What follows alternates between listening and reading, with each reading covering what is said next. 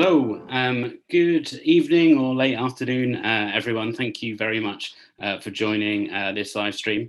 My name is Joe Chris and I'm from Opus Independence, the not-for-profit social enterprise that runs the Festival of Debate.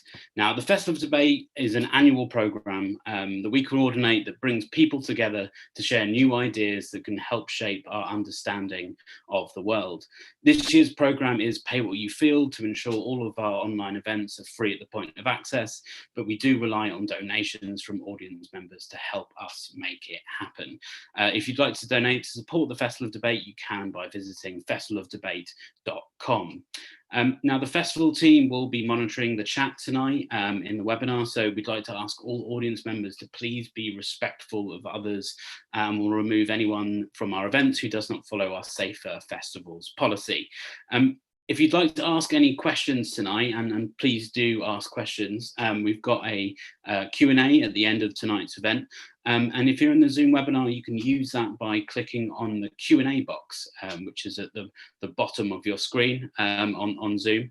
And also audience members can do what's called upvoting questions. So if there's a question in there that you think is particularly important and you particularly like our panel to get to it tonight, you can click a small thumbs up underneath the question and that will upvote it.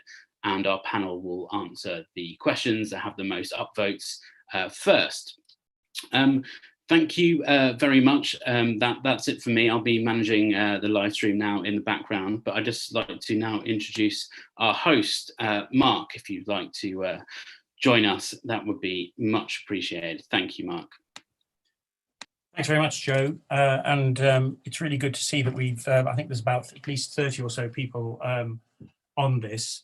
I just need to give a warning. Mark, you've just turned your own microphone off. Right, thanks. Yeah, I've got my 7-month-old grandson staying with me at the moment, and I have told him to be quiet during this, but I don't think he understood what I was saying. So it's possible that you might hear a baby shouting or screaming in the background at some point during this.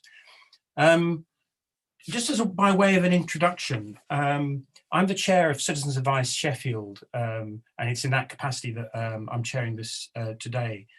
In my experience of having been involved in the world of financial insecurity and welfare rights for decades, it's actually usually the case that the experience of people who experience financial insecurity and how they live their lives very rarely makes the policy agenda, and often it's represented in social media, as in media generally, as something that is the experience of the feckless and the lazy. And one of the few sort of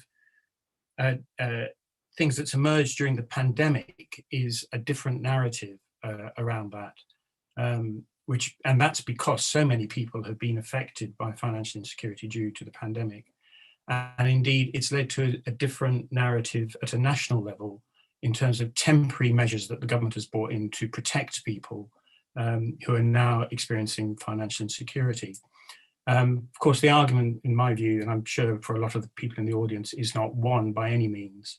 And one of the challenges that we face going forward is how to press on, ensure that some of the actions that have been taken at a national level are retained, and indeed that we go further than that.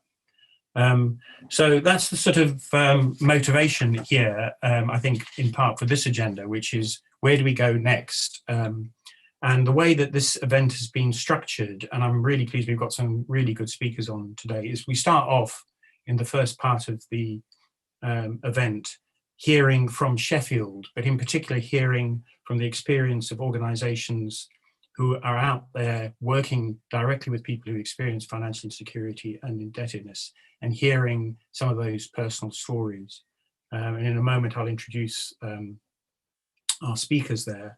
And we then move on, and we're lucky enough to have two speakers who'll bring a more national perspective from the Joseph Rowntree Foundation, and also from the Welfare at Social Distance project.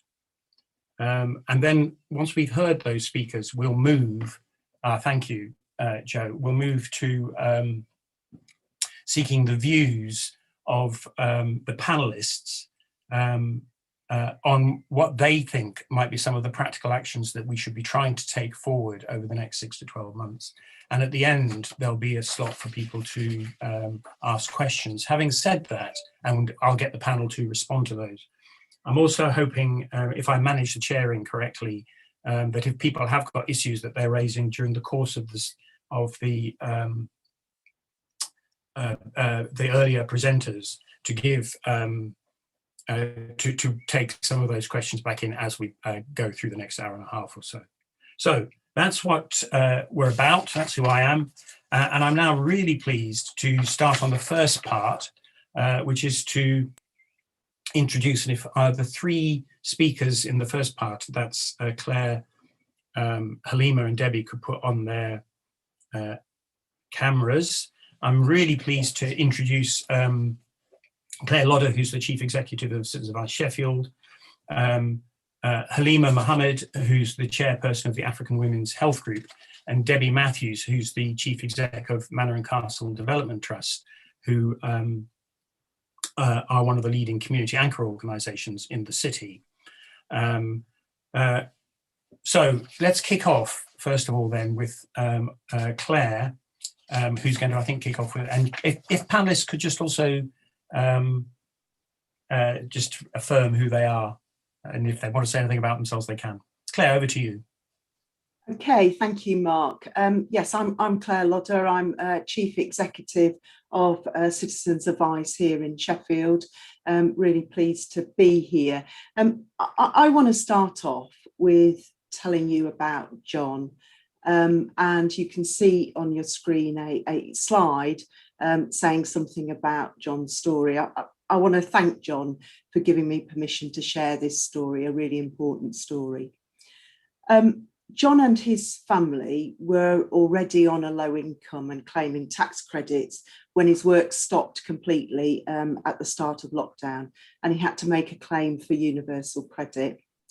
He really struggled with the claim because he had pretty limited IT skills, and he had no money at all when he contacted us. We helped him at Citizens Advice to make a telephone claim because he shouldn't have been forced to make a digital claim anyway. And we helped him claim a loan to cover him until his first payment of universal credit, and helped him access food bank support. But I think really importantly, John's situation, even over a year on, remains incredibly precarious.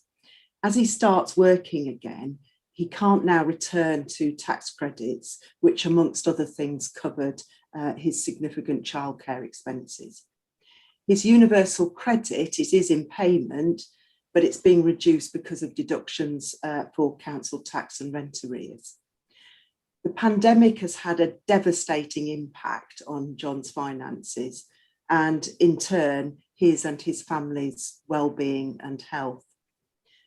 And I think the quote on the screen tells it all when he says that if he loses the £20 uplift on universal credit, there is just not enough to live on.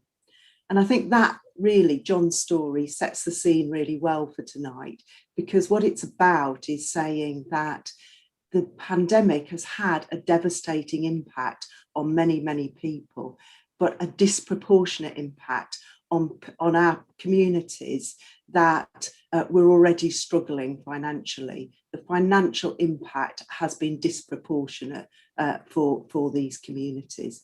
And what I want to highlight in my bit is really how the temporary protections that the government introduced at the start of the pandemic, how as they're very suddenly stopped, it's creating a financial cliff edge for people like John, and potentially moving people from poverty into destitution. So just to give a little bit of context, last year through the pandemic, here at Sheffield Citizens Advice, we helped about 27,000 people, maybe more than about 10% of households in the city. We obviously, as you would expect, and very noticeably, about 50% of what people needed help with were around welfare benefits and money. So we have so much evidence and so many people and families without enough money to cover basic needs. As I said, we were really relieved when the government introduced some temporary measures to prevent the worst impact of the pandemic for people like John. But as these temporary measures are removed, we think that there is insufficient thought being given about what impact that will have as they're removed. So just to give you an idea of those temporary measures and what impact they're likely to have, their removals likely to have. I think lots of people are very familiar now with the job retention scheme, the furlough scheme, which will, we believe, come to an end in September. Nobody really knows what's going to happen as the furlough scheme comes to an end, but we're starting to see enough evidence to say that there is going to be a significant increase in redundancies, unemployment. There's going to be, we believe, a significant impact on people who have the lowest pay and are often in the most insecure jobs and more likely to be chosen for redundancy, such as lower skilled, lower paid workers, workers from BAME communities, disabled people and women. Claire, you've got a minute left. Okay, so that is one of the main protections that's coming to an end. But on top of that, if you put the £20 uplift to universal credit, the raft of support that people have had around debt recovery, all of this coming to an end at the same time undoubtedly creates a cliff edge. And we think coming to an end at the same time as unemployment is rising and potentially inflation and the cost of living rising, we think this creates a perfect storm for our poorest communities. Thank you. Thank you very much, Claire. And you set a standard as well in terms of timekeeping, which I hope other speakers have noted. Can I just, Claire, I know you've at the end, you talked about some of the things that you're concerned about and that they're all ending at the same time.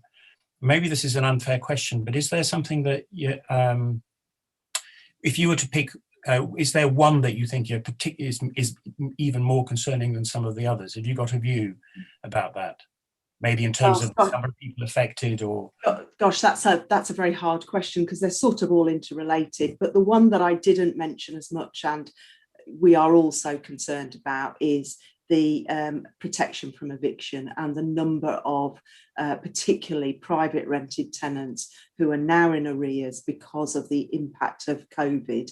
And the protection from eviction is coming to an end at the end of June. Unless anything changes, we expect homelessness to increase on massive levels. And so I think out of them all, yes, I'd pick that, but look, they all have a huge impact on our poorest communities. Okay, thank you.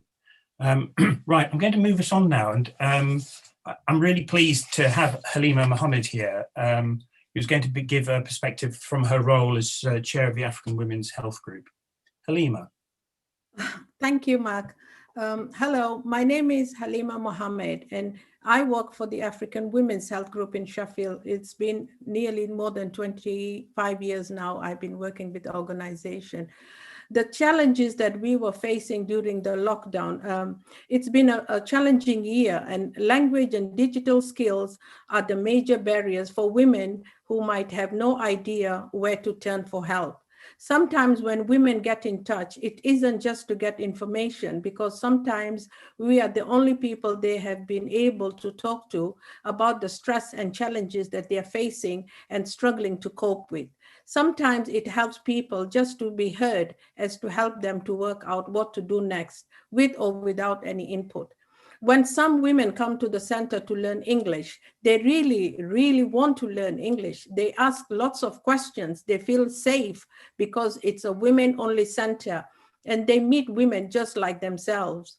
We had a few refugees who came to Sheffield from India, I think the UN camps, and during that lockdown, those 3 refugee families were entitled to housing support worker for just 12 months, after which they have no help. They aren't even signposted to where they need to go. If they try to call for the number again, they are told not to call back because they're only entitled to 12 months support. After that, they are left on their own. So our organization, if was not available for these refugee women in the community, you can imagine how isolated and depressed these families would have been. So some are distressed, others have disabled children, they are inappropriate accommodations, some have problems at school and in need of help and support. That's when we step in and spend whole days helping to sort out paperwork with the women for hospital appointments. With older women might be distressed and have trouble remembering their appointments. We simply don't feel confident. They don't feel confident to go on by themselves. So we always accommodate them and help them to go with them. We have about 4 or 5 volunteers and 2 part-time staffs. And we juggle a lot to make sure that we can work together to help those women who really need our support. A lack of accountability is becoming worse as face-to-face services disappear. Increasingly, women who do not speak English are contacting us to say that they spend hours and hours on the phone calling, and the services of when they ring out for when they're ringing for services, it cuts off after the 45 minutes, and which they have to ring again. This means that our own workers are spending more time with the women simply to try to get through to those numbers because they don't answer the phone. It's been a really, really problem for most of the women that we were working with. And frontline workers such as cleaners and social care workers or the families who were working a 0-hour contracts did not know how to claim when they were isolating after getting COVID. And they did not even know there was a grant available to them. And so for that reason, a lot of the families, did not get that grants. So many did not make that claim grants, which they were entitled to. The benefits office also said there hasn't been claimed but the people did come forward and they contacted the people to tell them it's available for them to get those grants back. The furlough, women who do the cleaning and social care workers also did not know they were entitled to the 20% of their salaries from elsewhere. Without knowing what their contract says, they don't even know what their rights are. Sometimes they go out to work with being COVID as they cannot afford not to work and have no idea of their entitlement to support elsewhere. That there is also afraid. They are also afraid to say anything to their employees for the fear that they might lose their job if they say that they've lost their income. Lima, you've got a minute left. Okay, inequality for access to services, language barriers, digital challenges, and simply trying to cope with not getting a break from stress or being parents or being alone with kids at home while their husbands went out to work has been an issue for the COVID with many of the women who work with us. African Women Health Group is considering doing work to help publicize this and perhaps help women fill out forms. Perhaps a joint project with the Citizens Advice Bureau, ourselves and others could help us advertise posters online or face-to-face to help local people gain the funds that they're entitled to. That bell shows that you finished exactly on time. Thank you. Thank you. So, Halima, you raised a number of really important issues there. And I just very quickly, I think just to reflect back to you, I think there's, really quite frightening some of the issues with regard to the lack of accessibility of services, yes, but also to the stress and the mental health issues that then causes. yes. And I don't know whether you want to just, whether there's something you'd like to say a bit more in terms of that relationship between financial insecurity and mental health in terms of the effect it has on people, what you're picking up in the project. what we found is, when these women who were working, who could not get, they didn't have enough money, to run because of sometimes they were not working and they couldn't get, the money, because those 2 weeks or 14 days that they were self-isolating, that meant that, their salary was not covering for those 2 weeks. So the rent they were paying out from their own pockets. And because of that, most of these social care workers, they didn't know what they're entitled to. And if they were able to fill those forms in, the grants which the government was, we did get email from the government saying that they could claim, of £500 or something like that, but they had to fill this form in. But those forms were very difficult for them to fill. Some of them could not fill those forms in, but we tried to fill some forms for those women, and it took us nearly 2 hours just to fill one form.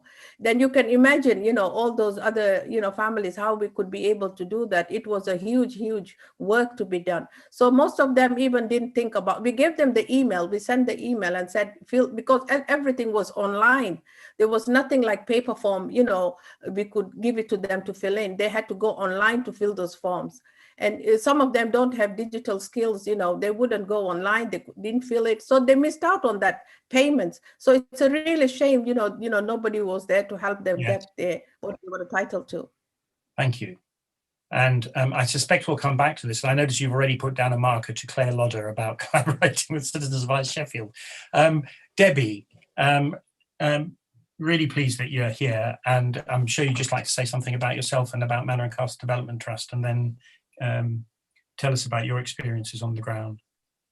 Okay, my name is Debbie Matthews. I'm Chief Exec of Manor and Castle Development Trust, which was established near enough 25 years ago to deliver regeneration. I've worked in the Manor Castle area now for 25 years myself, and I have to say that I have never seen things as desperate as they are now at this moment in time. I think the last 10 years of austerity have had a massive impact on people who are living in the most deprived and disadvantaged neighbourhoods, and that's only been amplified by the latest pandemic, the COVID experience.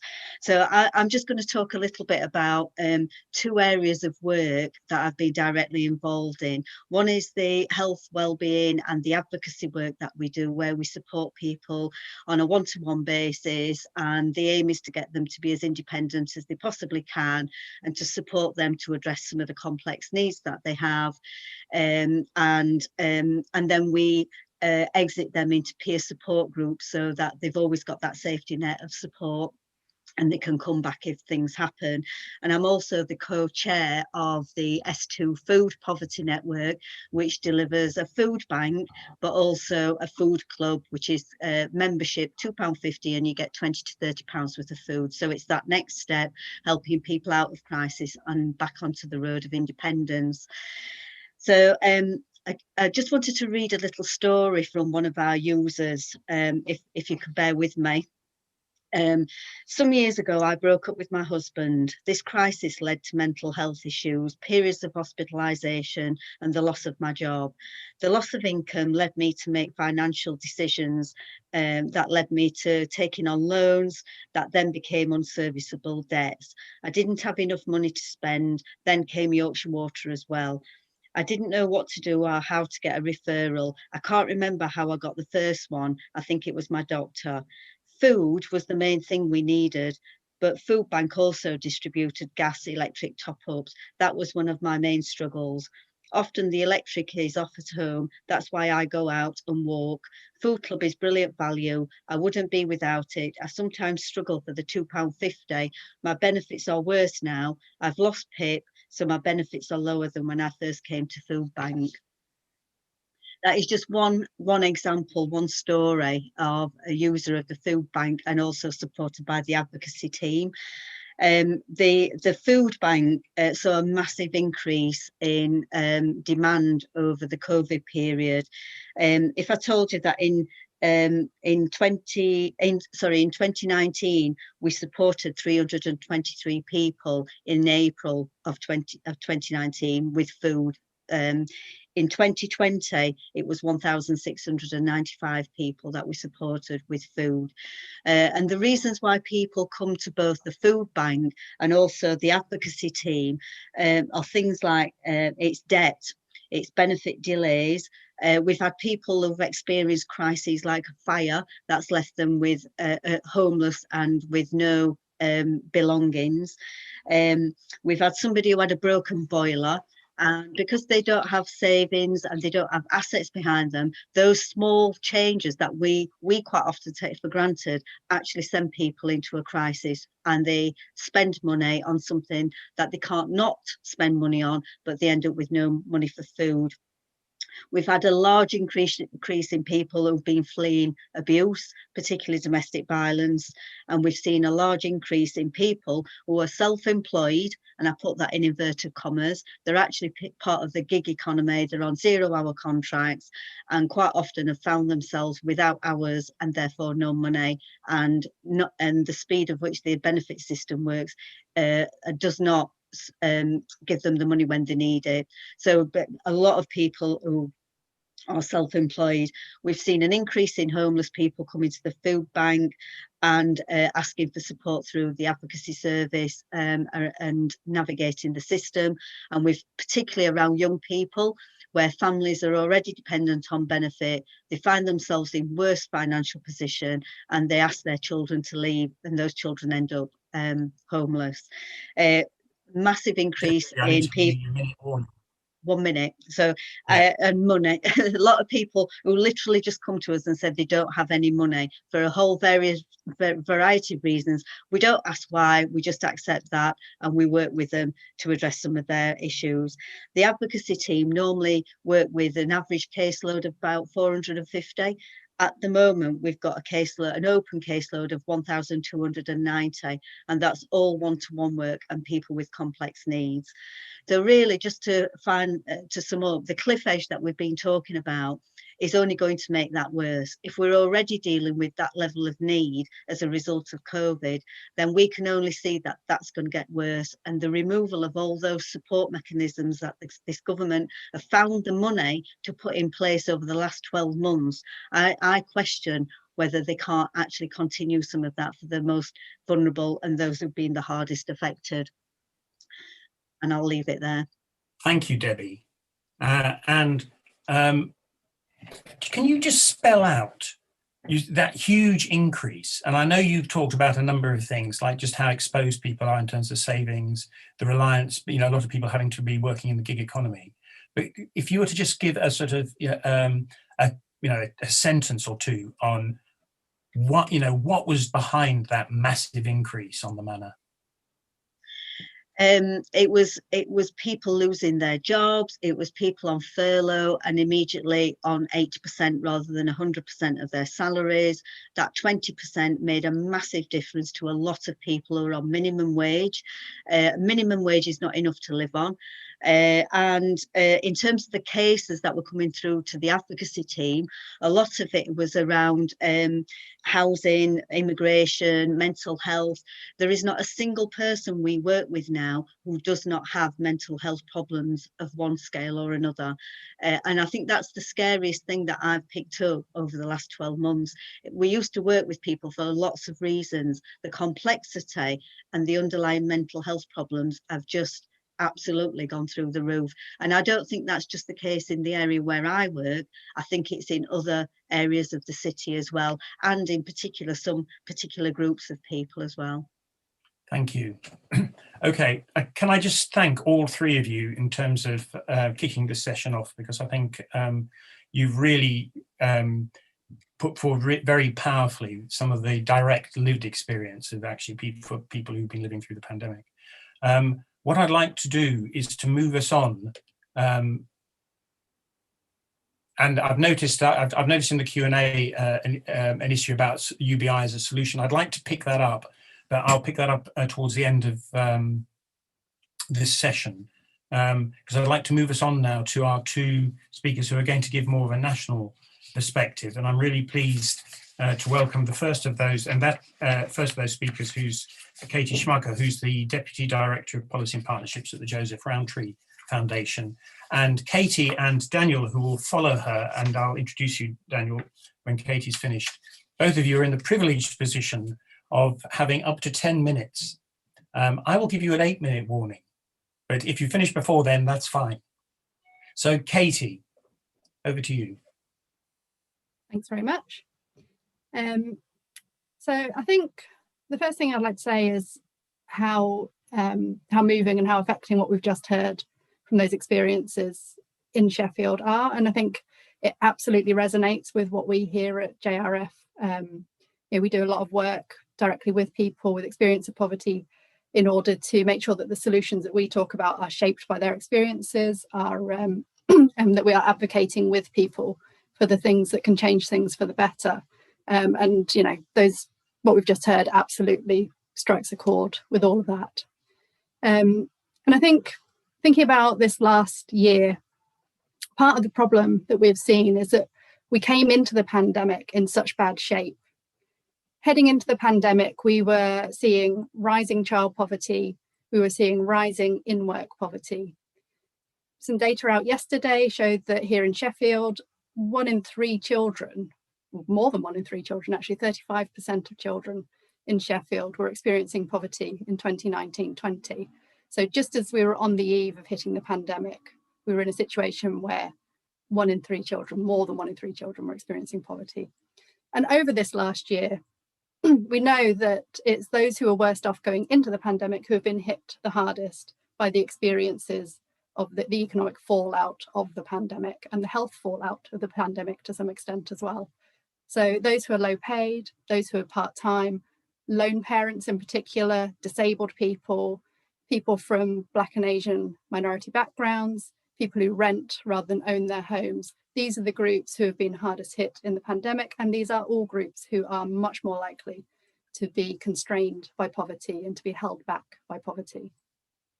We've talked a little bit about the some of the risks that we face as we head into the autumn, and I just wanted to expand on some of that a little bit before coming on to talk about what we might do about some of it. I think Claire was describing the response from government as quite strong, and I think she's right to do that. The creation of the furlough scheme, the decision to increase benefits by £20, or to increase universal credit by £20 per week and working tax credits by £20 per week. These were really, really important decisions. That decision that the government took to do that right at the start of the pandemic was the right thing to do then, and it provided an absolute lifeline for people through what has been an incredibly difficult 14 months.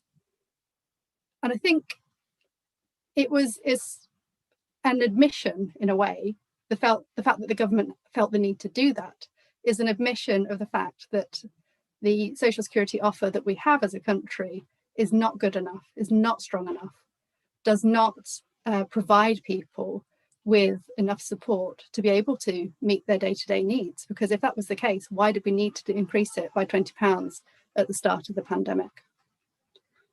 And now, looking at some of the recent data that's been coming out on the shape of what's happening in the economy, and there's actually a fair bit of optimism around, obviously tinged at the moment with concerns about what the implications of the Indian variant might be.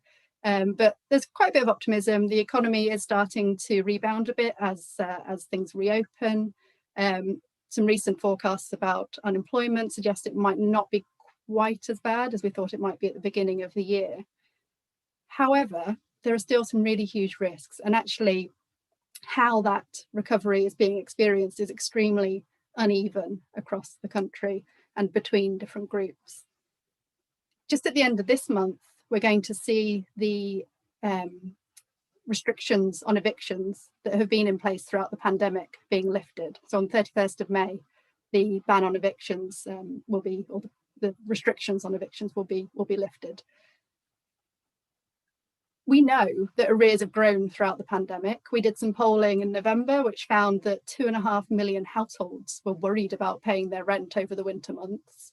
300,000 had already had their landlords discuss eviction with them. As that protection on eviction lifts next weekend, there are going to be so many people up and down this country who will be experiencing the sleepless nights and anxiety of the potential of losing their homes. That is the ultimate form of insecurity, to be worried about losing the roof over your head.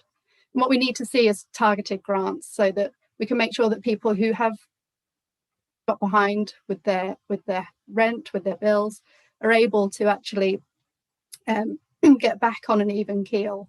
And longer term, we need to really think about the housing settlement that we have. We need to be building more social housing. The fact that so many people are getting into difficulty with rent is partly because so many people are having to rely on the private rented sector, which is much more expensive when their incomes are, mean that they are struggling to keep up with their rents. And part of that is because we are not building enough social housing. Part of that is because of the support that is provided through the social security system to help people with the cost of rent is not aligned to the actual cost of rents in local areas. So we need to get that connection back, and we need to be building more social housing. The government's also announced a renters reform bill in its recent Queen's speech. That is also an opportunity for us to increase the security within the private rented sector by finally doing something about what are known as Section 21 evictions or no-fault evictions. That is something that also needs to come to an end in our view. Looking forward to the autumn, we're also expecting to see there is potential that we will see more people being swept into poverty as we do reach this point where the furlough scheme comes to an end. We expect unemployment to rise, perhaps not as much as we thought it would earlier in the year, but certainly still to be peaking around the autumn winter time. And at the moment, the government has said that it will be reducing that £20 uplift to universal credit. It will be cutting that lifeline that has been there for people through the pandemic. We estimate that if they do that, 500,000 people will be pulled into poverty just as we head into that difficult winter of higher unemployment. And as I said before, the very fact that the uplift was created in the first place is an acknowledgement of the inadequacy of our social security support. So we think that that needs to be made permanent, and also actually that £20 uplift should be extended to people who are on legacy benefits as well. So that's mostly people who are disabled and people who are carers who are on older, longer standing benefits and haven't been moved on to universal credit yet. So far, they have been completely unjustly left out of the £20 uplift to universal credit. Can I give you a 2-minute warning, Katie? You certainly can. So longer term, we need to redesign the social security system so that it is an anchor for people in times of trouble. And we need to make sure that we are designing that system with and alongside people who have experience of the system and experience of poverty. And we need to be building a recovery that is based on good jobs. So that's just the final thing that I want to turn to, is the question of, well, who is this recovery going to be for? At the moment, the government is kind of gambling on the fact that as we reopen, the pent-up savings that some people have accumulated over the lockdown will be enough to drive recovery. But we think that's a huge gamble. And we ask the question, what about the bottom 40% of households who have been running down their savings, who have been getting into debt, who have been having their income eroded away over the last year? They are not going to be participating in that recovery at the moment. And thinking with levelling up in mind, one of the government's big ambitions, what will the geographical impact of that be if we have areas of the country with more people with lower incomes unable to participate in that recovery, whilst better off areas are able to save those pent-up savings? So finally, we think that this moment as we come out of the pandemic, this should be a moment for reset. This should be a moment where we work together to create something better. We should be striving for a country where you can find a good job that's fulfilling, where you can find an affordable and secure home that enables you to put down roots. And we should have a social security system that offers just that, security when life events are threatening to pull you under. Those are the things that will provide people with a platform that will enable them to build a better life. And that is what our recovery should be based on. Okay, thank you very much, Katie. And I've noticed that I hadn't clocked who's here, but I see that our excellent Director of Public Health in Sheffield is on the call on this session. So welcome, Greg. Of course, welcome everyone else too. Katie, thank you very much for that. And I'm not going to ask you Greg's question, but I think the panel should think about it when we come to that. I just want to ask you, we've been talking quite a lot about, and you, in terms of the Joseph Rowntree view of the world, have been talking about what I suppose we talk about as the social determinants of health, financial insecurity, you've talked about housing. I just wondered what your view was about sort of connection with the health system, which is obviously, you know, where there's been a huge focus during the last 18 months. But this agenda and its relationship with the health system and with the NHS, what your perspective is on that? Yeah. How do you think that sits? Do you think it's properly understood? I mean, I think there's always more that we can understand about these things, but I think what is clear and what actually has been shown in spades over the last year is that the relationship between poverty and ill health is really tightly interconnected. You know, poverty itself is a big driver of poor health and poor prospects.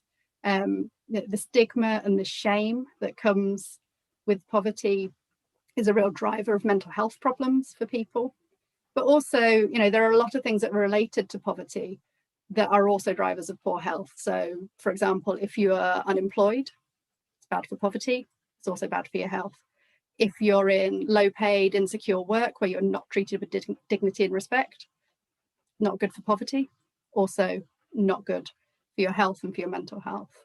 You know, damp and overcrowded housing, particularly overcrowded housing, has been such a huge part of the story of the pandemic over the last 14 months. And again, we know those factors are really bad for health and for outcomes. And again, just sort of thinking about mental health, the impact of debt and of arrears and the feeling of insecurity, the fear of eviction, the concern about how you're going to make ends meet at the end of the month, which of the essential things that you need in your life, your heating, your lighting, the food on the table, the ability to fix your boiler, you know, having to be faced with those impossible situations, that is extremely stressful. And over time, that stress erodes at people, it niggles away at people, and it is extremely damaging for mental health. So I think, you know, you cannot fully address health issues without addressing poverty. And if we are able to make improvements on poverty, we will make improvements to health as well.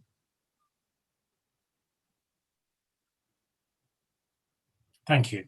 Okay, I'm going to suggest to the panel that when we come back to the panel session in a moment, that something you might want to respond to is, you know, when the welfare state was created, there were 3 bits to it: building housing, establishing the welfare benefit system, and creating the NHS. And I think that was done for a reason.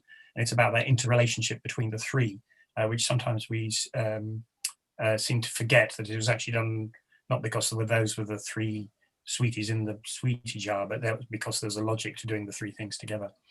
Daniel, our last speaker, welcome. So really pleased to have Daniel Edmonston here, who is a co-investigator at the Welfare at a Social Distance project, but you might wish to say something about that. Over to you. Thanks very much, Mark. Yeah, so Welfare at Social Distance is a rapid response research project funded by the Economic and Social Research Council. I'm part of a much larger team of people that have been working together across 5 universities since last summer.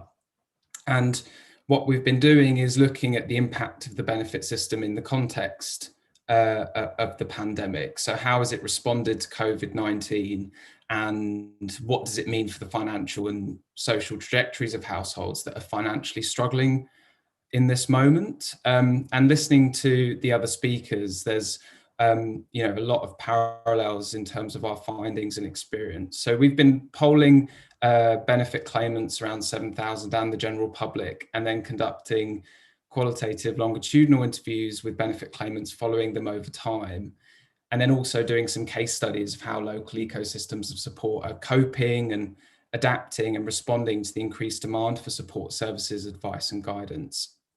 And I just want to draw out a few key points and observations that I think relate to the theme of this event. But before doing so, I think it's important to give credit where credit is due. So we recognise that the response from the Department for Work and Pensions was very swift. And there were hiccups and bumps along the way, but by and large, they did respond to an unprecedented surge in demand for income protection at the height of the first lockdown. So since March last year, there have been over 5 million new claims for universal credit, 1.1 million of those occurring in the first 2 weeks of the first lockdown. In Sheffield, the number of people on universal credit more than doubled, and it would obviously be much higher if it wasn't for furlough. There's also been a huge coordinated response from local authorities, voluntary and community groups that we've heard from on this call today. For Department for Work and Pensions, the reduction or removal of conditionality has been really important for benefit claimants, as has changes to the process of claiming benefits. As people have highlighted already, the temporary uplift of £20 in the stand allowance to universal credit and working tax credits has been really crucial for certain benefit claimants. But to fully understand the impact of these sort of changes and measures that have been brought in by the Department for Work and Pensions, and what we stand to lose as we transition into the next phase of the pandemic, we have to look back. So since 2010, changes to the tax benefit system have undermined the quality and coverage of our social security safety net for low-income households. And this means that benefit levels have fallen further away from the cost of living and average earnings over the last decade. So just as an illustration, the value of child benefit has fallen by more than a fifth since 2010. Whilst poverty rates for the population as a whole have flatlined, the depth of poverty has increased, with key social groups falling further away from the poverty line. So children, women, those in larger families, Black people, and also those in full-time work. Now, these changes have, they mean that the lowest income households were facing a weakened social safety net heading into the pandemic, but also greater exposure to the risks of labour market disruption and income shocks resulting from COVID-19. Measures like the £20 uplift to universal credit represent only a partial reversal of longer term cuts to low income social security. So its withdrawal will inevitably increase both the risk and depth of poverty. Even with crisis social security measures, our research shows that people are still struggling, both those within and outside the benefit system. So thinking first about those within the benefit system, despite the £20 uprating and all of the changes that have been put in place, many claimants are still unable to meet the basic cost of living, and there's widespread unmet need amongst those able to access benefits. So as Mark was saying, contrary to popular portrayals of benefit claimants in the media, many are experiencing significant financial strains and quite acute forms of material deprivation. There's considerable reliance on friends, family, and charitable aid just to meet basic needs and resources, highlighting the current inadequacy of benefit levels. Almost 2/3 of all claimants are experiencing financial strain, saying that they're not able to replace or repair major electrical goods if they broke, not being able to save even a small amount of money, £10 a month.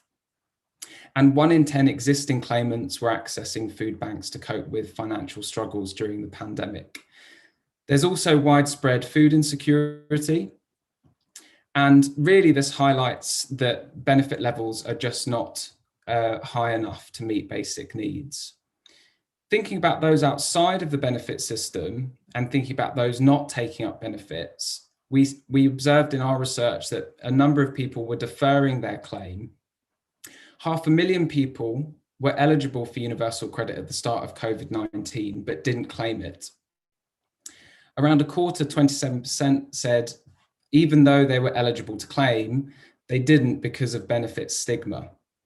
And these groups were much more likely to experience mental health issues and to skip meals in the previous 2 weeks because they couldn't afford to eat. Daniel, you've got 2 minutes. Okay, thanks. There are also those ineligible despite financially struggling. So there's a very considerable number of people who are also ineligible for help despite experiencing significant income shocks. Again, with very significant effects on mental health, food insecurity, and housing insecurity. And this really demonstrates that the social safety net that we have now, even with crisis social security measures in place, is one where it's full of holes. So there's gaps in our current safety net, and it's also too low to be able to support people in times of need. The withdrawal of crisis social security measures presents very real risks. It will increase and intensify housing insecurity, debts, and hunger amongst claimants.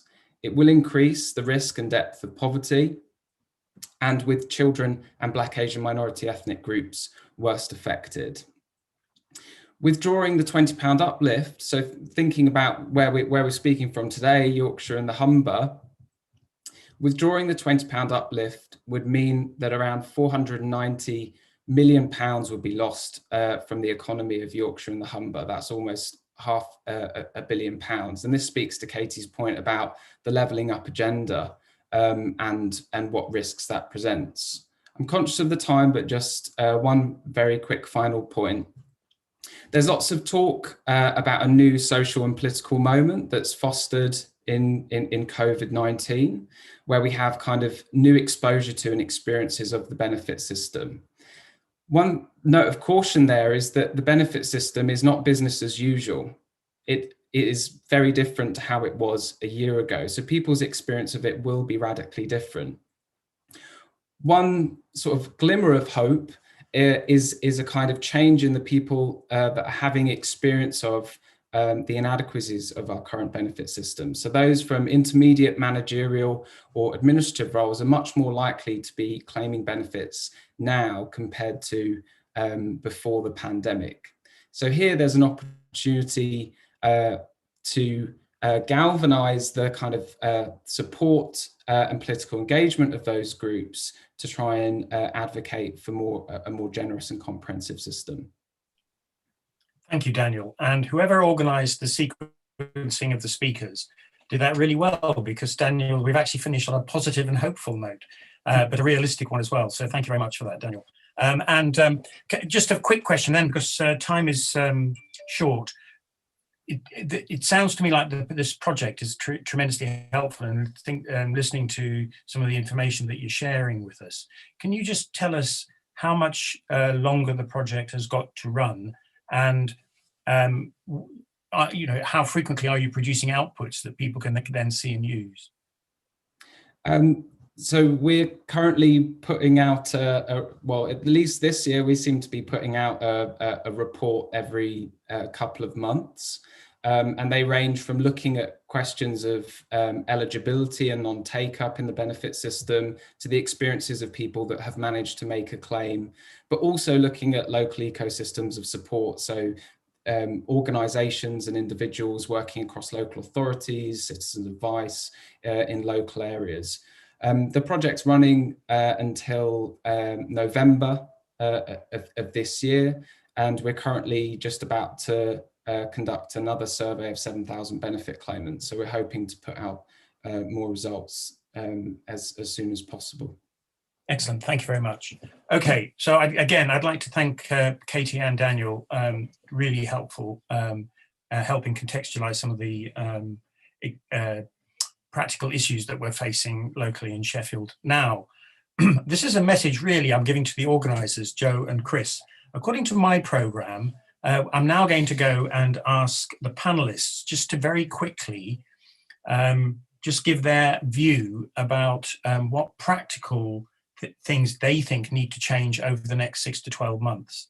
And I'm going to give the panelists a couple of minutes each just to come up with what would help them or the people they're serving, and but I think is realistic.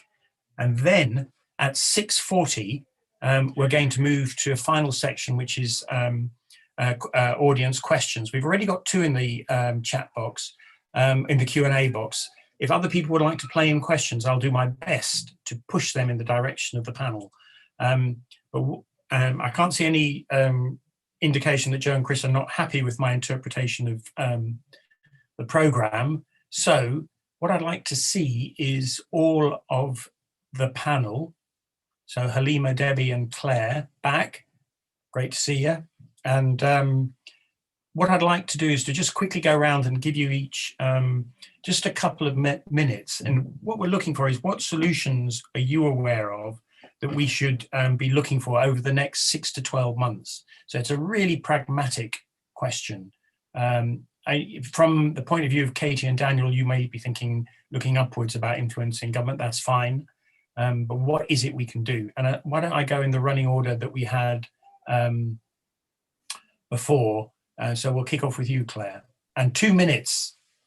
Okay, so I'm going for something that I think we could do in Sheffield, and picking up on Daniel's point about the levels of unclaimed benefits. We know that's an issue in Sheffield. We're a caring city that should be able to put really clear messages across the city that reduces and challenges the stigma of benefit claiming. And I'd like us to see having a concerted effort on communication and then support for people to maximise their income, to claim their benefit entitlements, because we know so many people don't, particularly the most vulnerable.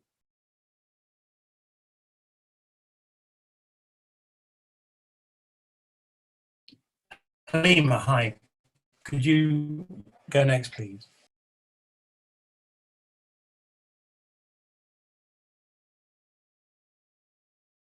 Yeah, you're having problems on mute. You're on mute. Yeah. What was the question again, Mark? I forgot. So, if from the perspective of the African Women's Health Project, what practical actions would help the people you serve over the next 6 to 12 months? So it's got to be something that you think is achievable. Yes. We think at the moment, because majority of our women are doing training and they're learning English, and we could have be able to give them skill work at the same time as, you know, they're learning English. So we could give them like IT training and, you know, make them be able to work in maybe in appropriate jobs where it's available for them to work, because they need to learn the English first and then they need to have a skill. And if they're working in any department or anywhere in the city, they need to have that level of English before they can find a job. So some of them struggle to get jobs because they don't have the language, you know, they need to know. So the best thing for us to do is to give them more training and more education in the community for them to be able to apply for jobs and be able to work, you know, and find prospective way of living. Thank you, Halima. And Debbie. So I think the thing that I think will make the most difference is if we had a campaign that actually argued for keeping the £20 uplift, and as Katie said, actually also making sure people on legacy benefits have that, because the bottom line is the people we're talking about literally do not have enough money to live on, and unless we accept that there's got to be more cash in people's pockets, then we're not actually doing the right things. And the other thing is it does impact on the local economy, and Daniel's just said £490 million lost to this region will have a massive impact on businesses. So one of the things that I'm interested in, that the Cliff Edge Works brought up, is working with local businesses to actually create a fund that is a safety net for people who may find themselves still in difficulties beyond the COVID. And working alongside the council. So sorry, that's 2 things, but I think those 2 things are really interrelated, because it's getting cash into the pockets of people who haven't got enough money to live on. Thank you, Debbie. And Katie, and you might notice, I don't know if I hope the panel are sort of clocking some of the questions that are appearing in the Q&A box. And I was thinking of that particularly, Katie, because there are some points about, for example, reinstating the link to inflation for benefits and so on. But what I'm particularly interested in, for this purposes of this, is over the next 6 to 12 months, where do you think the things are that are worth really gathering evidence on or campaigning on? Well, there's loads. I mean, I absolutely agree with what Debbie just said, that we've been arguing hard all year to keep the lifeline. That's the sort of campaigning slogan we use, if you like, for the £20 uplift to universal credit and extending that to legacy benefits. I think that's absolutely essential, and the end of September is going to be a critical moment for that. If we can increase the pressure on MPs to be hearing from their constituents that the prospect of losing that lifeline is going to be, going to have an impact on their lives, it's going to have an impact on local economies, then it's going to slow down the recovery, because people with less money, if they get extra money, they spend it. So it's actually, it's good for the economy to keep the lifeline. So that's definitely one. I mentioned that the Queen's speech had a renters reform bill in it. That is going to be a moment for when the government should hopefully live up to what it said it will do, which is to abolish Section 21 no-fault evictions. That will help to improve some degree of security in the private rented sector for tenants. That's really important. One thing that was missing from the Queen's speech was the re-announcement of an employment bill, which the government has previously committed to. We are certainly arguing that, if we are going to be thinking about what sort of recovery we are going to have, we need to be having a recovery that is built on good quality work. And that means extending the employment rights that people have through that employment bill. So many people who are in insecure work, they don't know from 1 month or 1 week to the next even what hours they're working. That means they can't plan family life, they can't plan their budgets. It has a huge impact on poverty. There are things we can do through that employment bill to improve security of work, to improve enforcement of standards. We have fairly good labour market standards in this country, but they're only as good as the enforcement behind them. And the number of people who are underpaid the minimum wage, for example, is frankly scandalous. So we need to strengthen enforcement, we need to improve employment rights. And the government needs to re-announce, it doesn't have to be in the Queen's speech for the government to bring that employment bill forward, because they've already had it in a previous one. That's a bit of a parliamentary technicality for you, but so they can do it, they are committed to it, they absolutely should do it. It is not something to wait for after the recovery, is something to build the recovery on. And again, if we have good quality jobs, it's better for productivity, it's better for the economy in the long run. So it's these are sort of win-win situations that we can make the case for. Okay. There's other stuff as well at the local level, but just to say, I think the income maximisation that Claire mentioned, again, absolutely top of my list of things that could be done locally.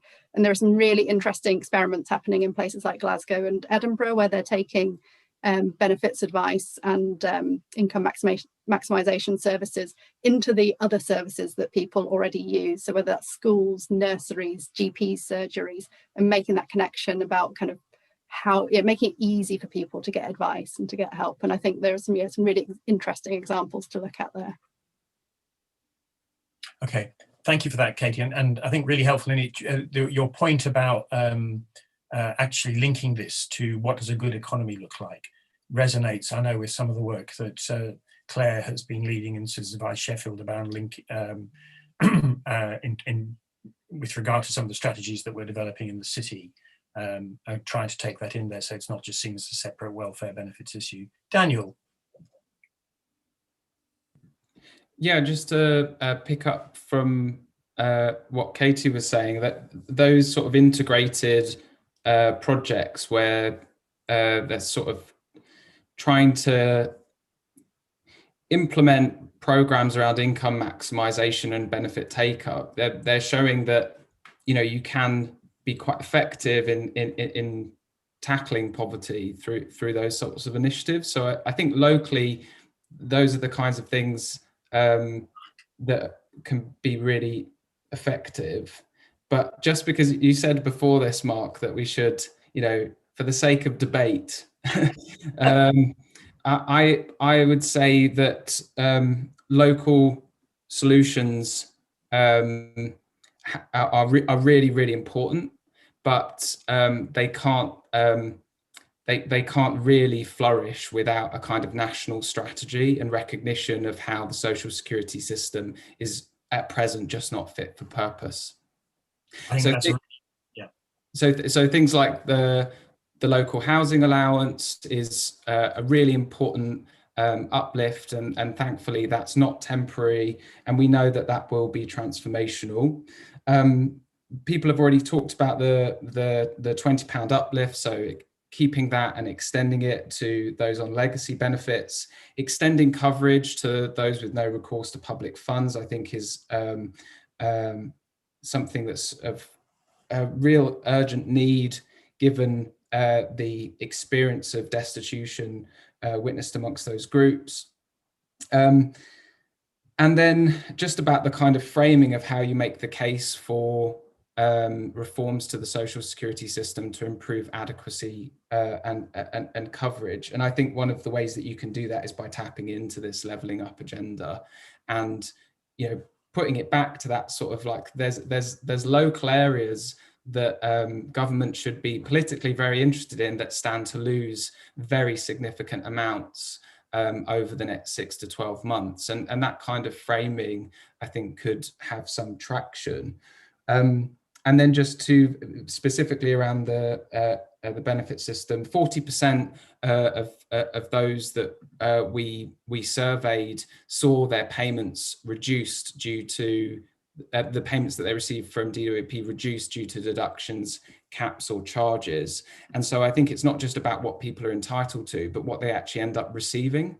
So having a radical rethink of the role of reductions and what that means for income adequacy, and getting rid of the 5-week wait. Thank you, Daniel. Again, and it's not surprising. I mean, I think I do think it's one of the tensions that we wrestle with in this world, which is that the range of things that actually need to be addressed makes it very difficult to develop powerful strategies that actually influence change at a national level. That's not to say it's not possible, and Katie was optimistic about some of the opportunities that exist. But a section here, which is picking up on some of the questions from participants. Not surprisingly, there's at least 2 questions on universal basic income. I'm pleased to see that we have the whole of the UBI lab network on this, joining this call. So I do think one of the things that it would be useful to get panel's reflections on is universal basic income. However, as the network says, that as one of the questions around UBI says, that recognises that there are some very immediate practical issues that people and organisations working in this field face. So I don't want to lose that. So I do want to come to the UBI point. But just to give you a flavour of some of the questions that I'm seeing here, there are a number of questions which are to do with the experience of people who are here as either economic migrants, for example, through the EU, or who are here as asylum seekers and refugees, or indeed have no official status, and their issues that they're facing in terms of access to financial support. So I think that's one nub that it would be useful to pick up on. Everybody does not need to answer all the questions. What would help me is, this is a question generally about the experience of migrants in different shapes and forms, and the challenges they face with regard to financial insecurity and some of the hostile environment created by the government, and other issues to do with loss of access to welfare rights support. Would anyone like to respond to that question in terms of issues? Give me a wave and you can go straight in. Claire.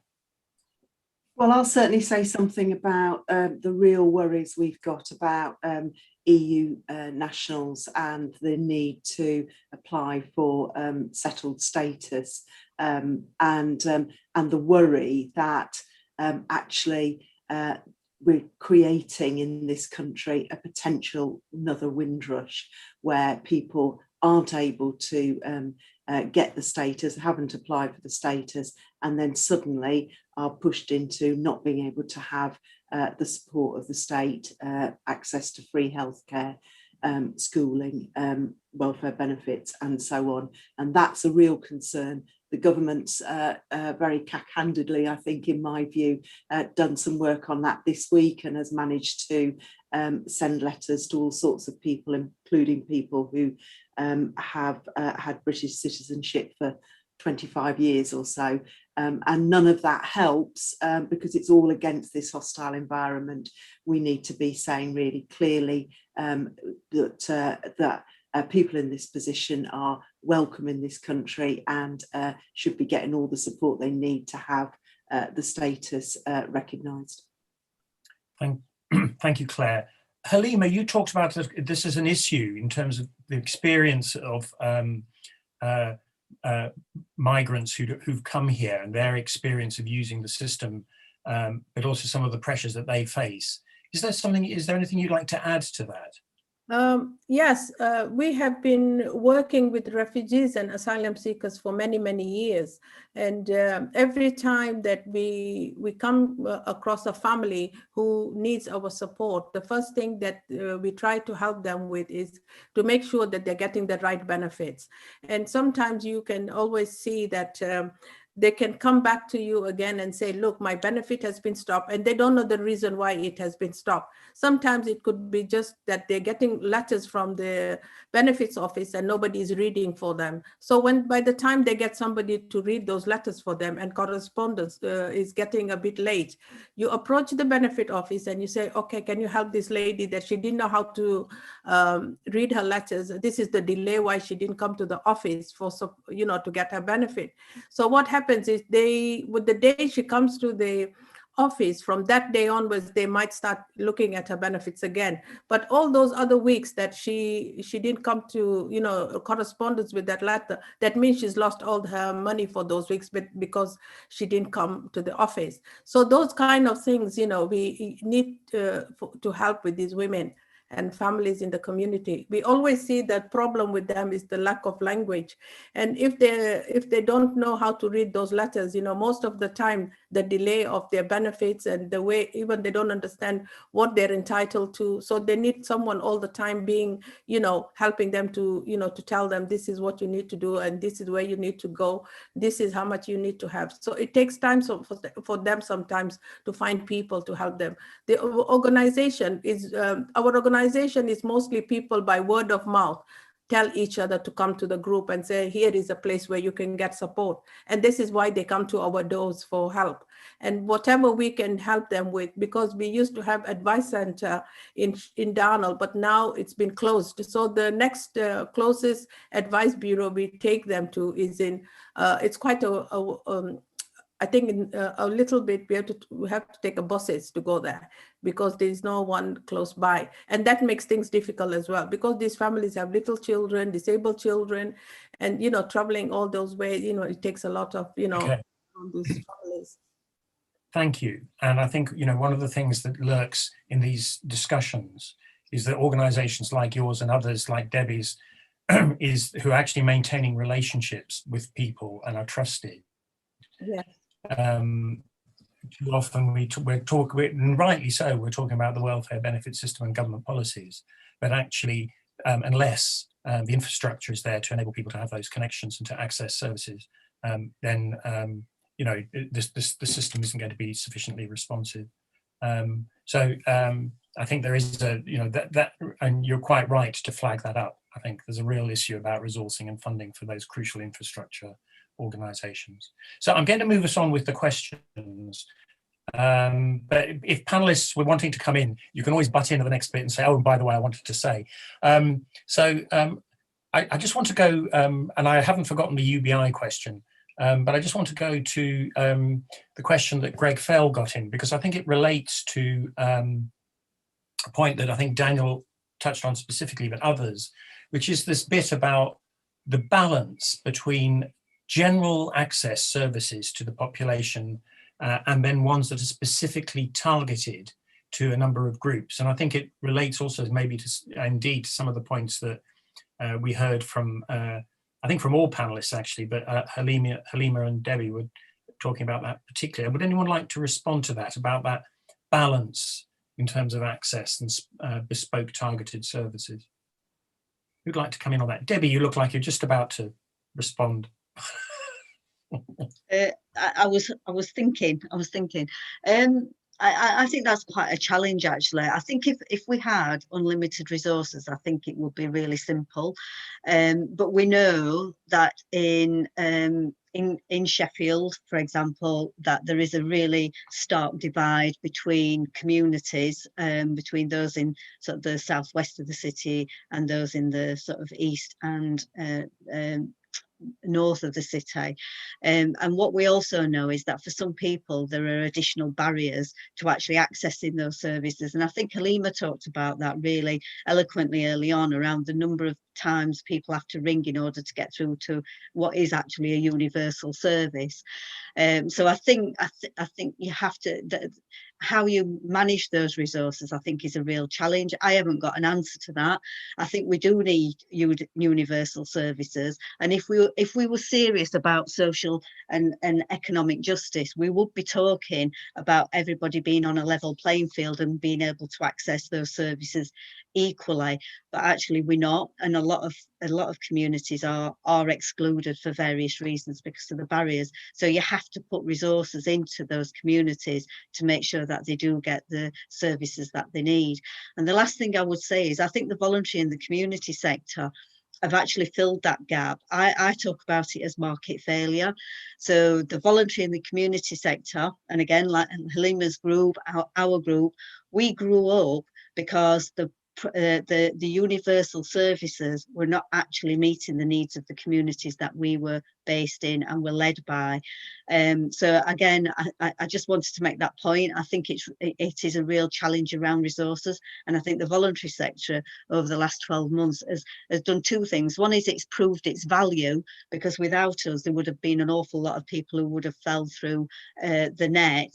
And the second thing is it's also shown up the lack of investment that there actually is in the voluntary sector to actually meet the needs that we are facing now and expecting to face in the coming 12 months. Thank you, Debbie. I'm going to keep moving us on because I'm just aware of the time and there are more questions coming in.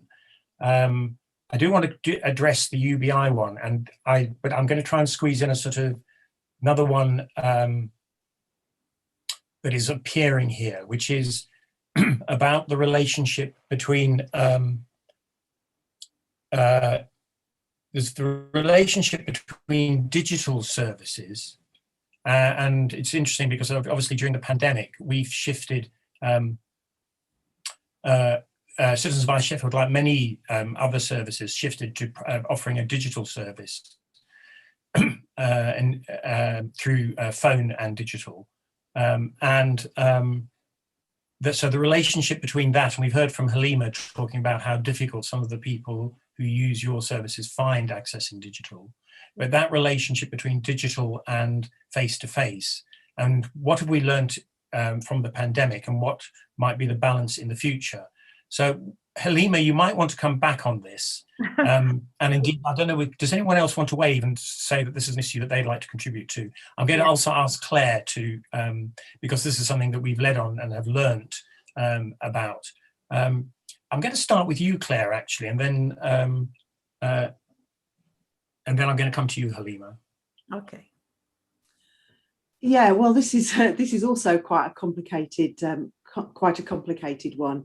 We've learnt an awful lot in the last year about how to reach people through phone, digital, WhatsApp, video conferencing, Zoom, and so on.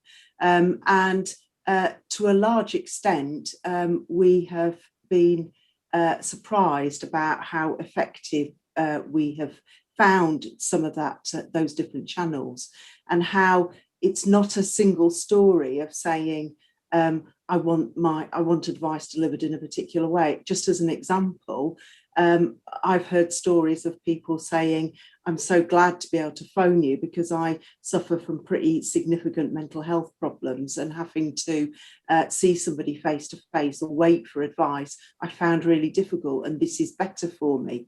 The key to it all is that we have to tailor services to what people need, and we have to have a blended approach so that we are reaching people. Halima and I have had lots of discussions about this, about how we support Halima and the women that Halima supports to get proper access. And some of that must be taking services directly in person to the women that Halima supports. But there are also other ways, which is generally skilling more people in the community about how to talk to people about advice issues and so on. So I think it's one that we want to learn from what has gone well in the last year, but we've also got to constantly be thinking, how do people who have barriers get access to services? And it's really got to be tailored to their needs. Okay, Halima, I'd be really interesting if you could give us, I mean, it's interesting that I wasn't aware you've been talking with Claire over the last few months, but what do you think about that balance between sort of some services by phone or digital and some face-to-face? As an organization, myself, the first time we went on Zoom was through the pandemic. We never had a Zoom meeting ever until we were on the pandemic. And the thing is, we all had to adopt to a new way of life. And there was a really good things that came out of the Zoom, because we met so many people. Even today, I would not have been able to do this program if it was not for Zoom. So I've learned Clay through the, matter through this pandemic. So even Debbie, I never knew her before the pandemic. So we got to know so many people and so interesting people to work with. And it's been a really wonderful, experience through the Zoom, what we have really achieved. And when the pandemic hit us, most of our students, we work with Sheffield College, and we are partners with Sheffield College. So all our students had to go to do online the classes. We try to put them online. So it took us nearly 2 to 3 months to make those students be able to go online to do their learning. But it was very difficult at the beginning, but it took us a while. But we at least got half of the students online and helped them to access the Sheffield website. We made emails for them. We went through with them step by step until they were able to go online and take their classes. And the other women who could not go on classes on the digital or WhatsApp groups, we made paperwork, exercise notebooks, and teachers used to send them to their home addresses so they could continue doing their lessons from home, even if they didn't go online. And we have also a Sunday class for children, secondary school children. We put them online as well. They were doing digital as well. So all our classes and all our work went on WhatsApp group, Zoom classes. So they continued, but some of them couldn't because they were not able, because they didn't have maybe the Wi-Fi, they didn't have maybe laptops, and we did contribute. We were given about 10 laptops, and we gave those 10 laptops to some of the children in our organization who really didn't have any laptops in their homes.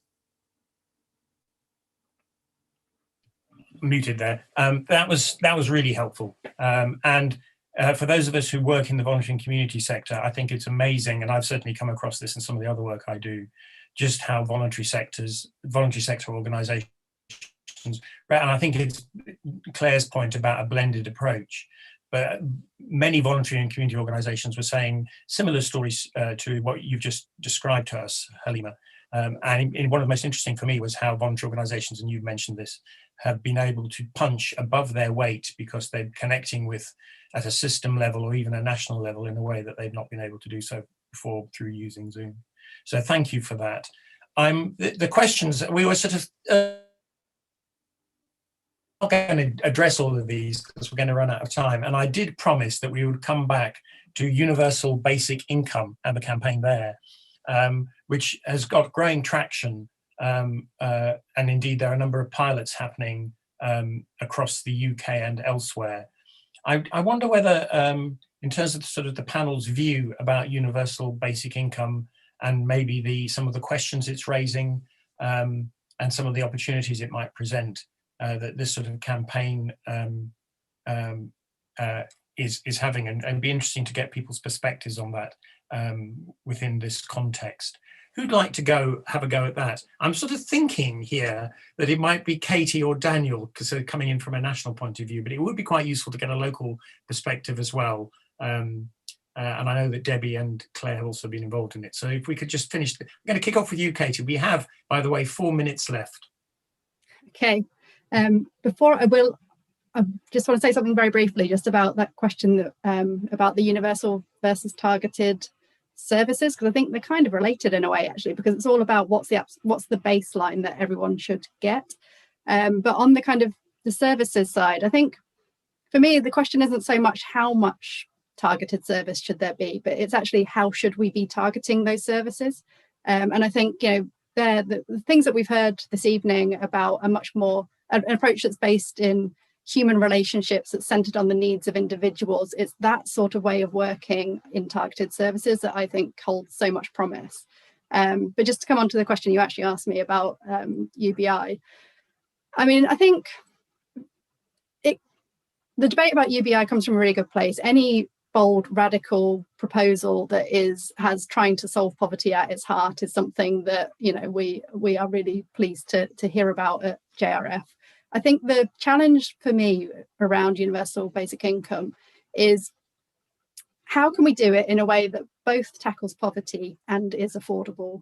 And I think that is the fundamental challenge at the heart of it, because if you're going to set a universal basic income at a level that will actually solve poverty in the UK, it still has to acknowledge differences in costs. So the additional costs that people experience because they are disabled, the additional costs that people have because they live in high cost areas of housing.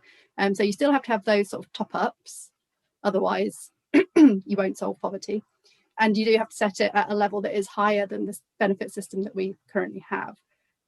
So I think, you know, there is a lot about it that's really positive. The certainty around it, I think, is highly valuable.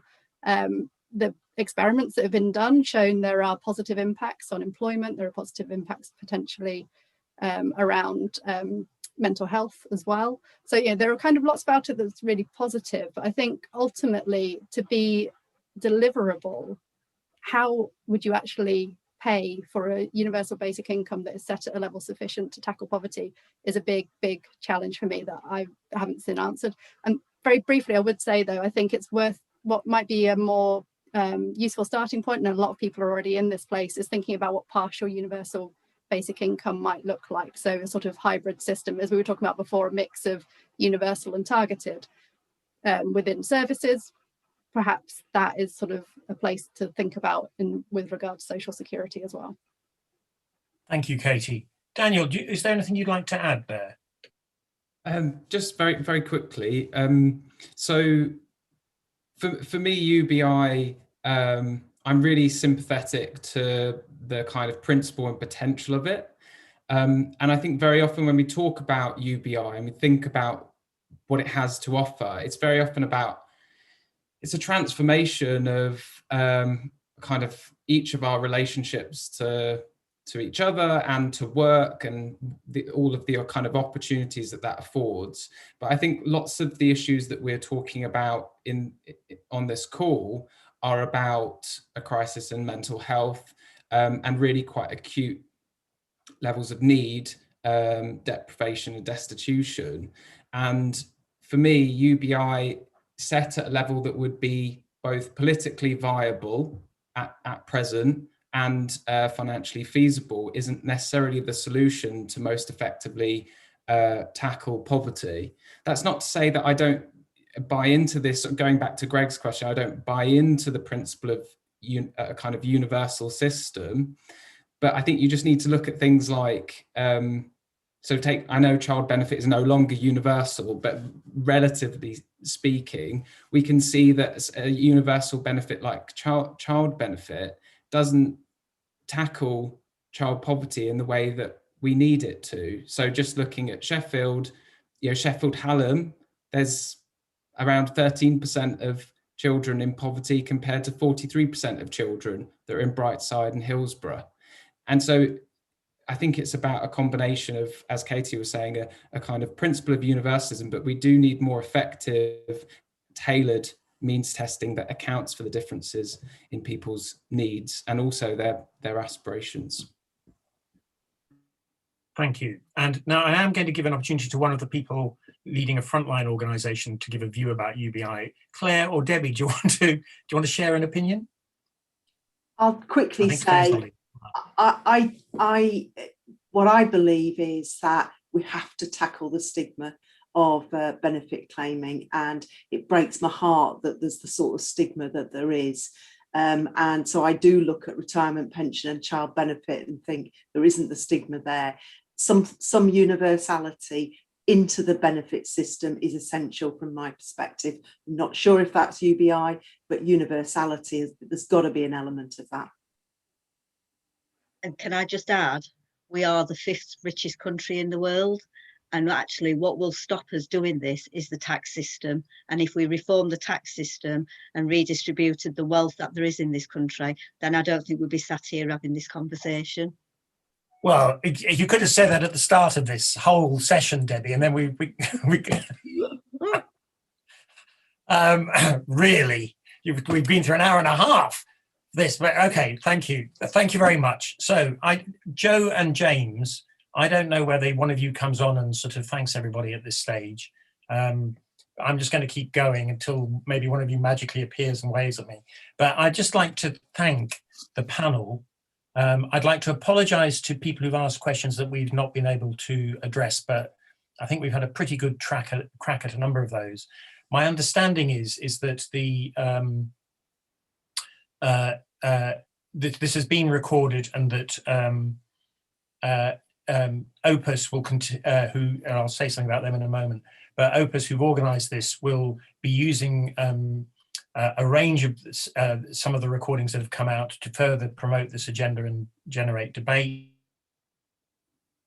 And I'm sure that part of the recording will include the questions, and if there's an opportunity for us, but we can talk about this afterwards with James and Joe, to answer those through other forms of social media, I'm sure we will. I'd particularly like to thank Opus Independence for making all of this happen. This has been, been really helpful. As I say, I'd like to thank our panelists again. They've been great, and I'd like to thank all the participants who've, the vast majority of whom have stayed with us. And nice to see some names of people I know, but it's equally nice to see some names of people I don't know, even better. So thank you all. And we're now going to end the session.